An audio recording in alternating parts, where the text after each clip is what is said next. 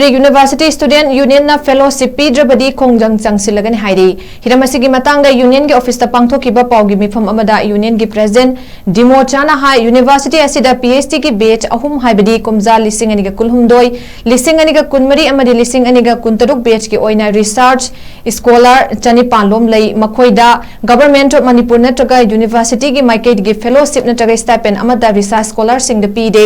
scholar sing aduki matik sen thungi mateng leitabana awaba ama mayok nari maramaduna athubada fellowship PBU karigumba Pibidrabadi student amadi research scholar singna makoi gi demand fangnaba Khongjang Changsinlagani HAIRI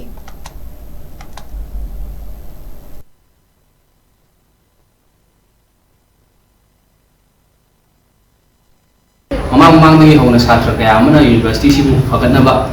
makan maka kaya Khongjang sangsim kre madun maram warakan university si tapna chapot pagi labi da mang thare eja batare university si faide ki maru wari research scholar jin hai batare batch ahum suna le 2022 the first batch 2024 the second batch samani 2026 third batch ahum thona le total number of scholar da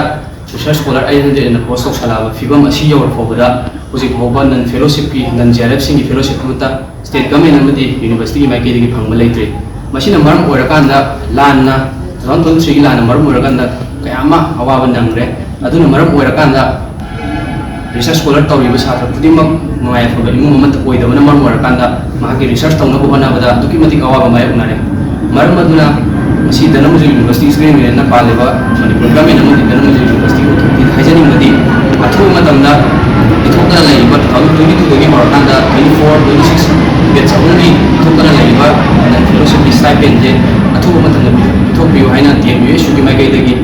Dhanamanjuri university ki mut silaga hajari athuba matamda satra jinga kucham narakanda achaw Khongjang kaya sangsilaknaba student union na sem sabalo jare